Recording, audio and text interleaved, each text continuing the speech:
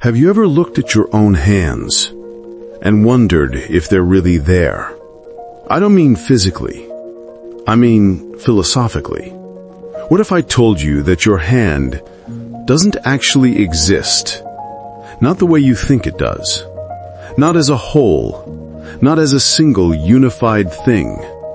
What if everything you've ever known, your body, your identity, your relationships, even the world itself, isn't made of objects, but only tiny, separate particles that never truly form anything together? This is the strange, unsettling universe of Mereological Nihilism. The belief that, at the deepest level, nothing with parts actually exists. Only pieces, only fragments, only the smallest building blocks. And everything else? Just a story the mind tells to stay sane. Today we're going to step into that world. But be warned, once you understand it, you'll never see reality the same way again. Mereological nihilism starts with a simple, terrifying question. Do composite objects really exist? A composite object is something made of parts, like a chair, a tree, a car, or you. But nihilists say, no, they don't really exist. Not fundamentally. The only things that truly exist are the smallest, partless particles, the tiny dots of matter or energy that have no subdivisions. Call them atoms, quarks, Planck scale units.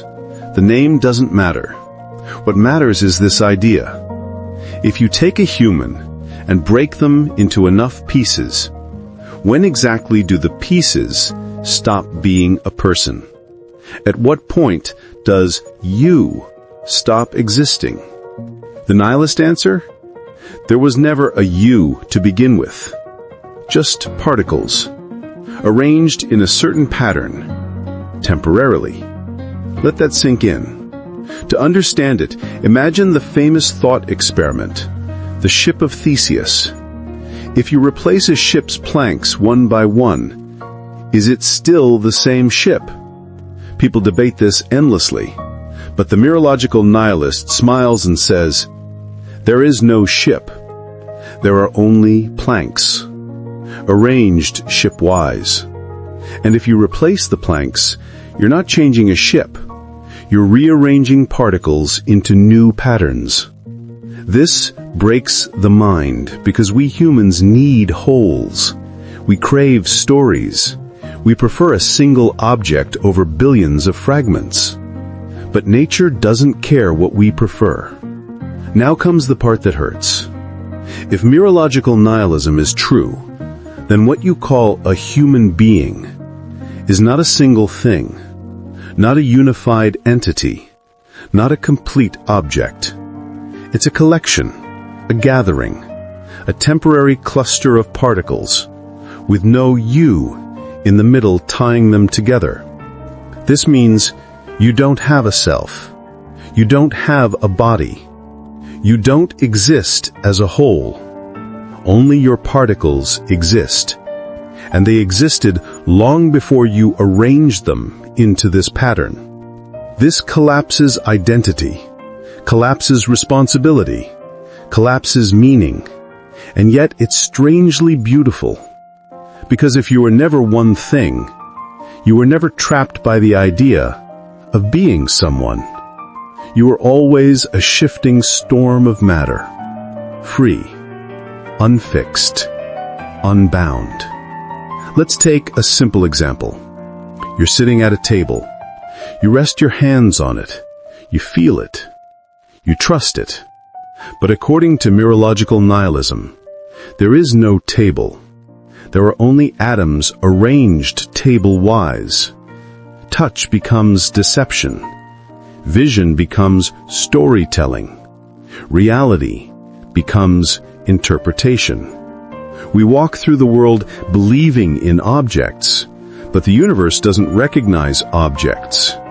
It recognizes positions, particles, configurations. You have never touched a table. You've touched a cluster of particles your mind calls table, so you don't go insane. Why believe something this extreme? Because it solves philosophical problems no one else can. It solves the ship of Theseus. It solves the problem of vague borders. It solves paradoxes about identity. It says, stop trying to understand wholes. There are no wholes. There are only simples. The world stops being a puzzle and becomes a perfect, clean set of particles. But clean doesn't mean comforting. Because if nothing with parts exists, then nothing we love exists the way we think it does. Not families, not homes, not nations, even memories. Only particles, moving, rearranging, pretending to be meaning. This is the human part, the part we rarely talk about. What happens emotionally when you realize nothing truly exists as a whole? You feel disorientation, loss, a strange kind of grief. You reach out to hold on to something solid, but your hand passes through billions of particles that aren't one thing. You try to understand yourself, but there is no self to understand. And yet, in this philosophical darkness, something begins to glow. A tiny light, a realization. If nothing is fixed, then nothing is rigid, nothing is permanent, nothing is doomed. Your identity is not a prison, because it's not a thing. Your past is not a chain, because it's not a whole. You are not a single story. You are countless particles moving through countless possibilities. You are change. You are flux. You are openness. And that, ironically, feels like freedom. So, how do you live in a world without things? The nihilist answer is simple.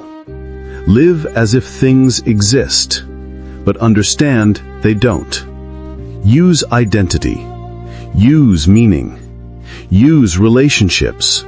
Use responsibility. Even though they're illusions. Even though they are convenient fictions. Because illusions can heal. Illusions can guide. Illusions can keep us human. But deep inside, you know the truth. Everything is temporary.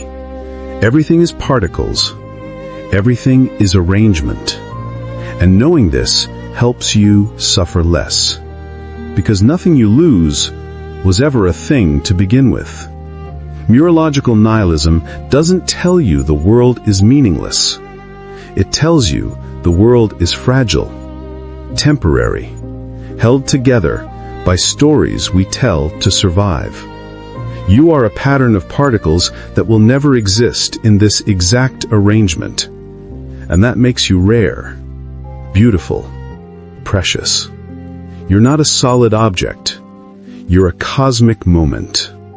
And maybe that's enough. Because even if we are made of pieces, pieces can still shine.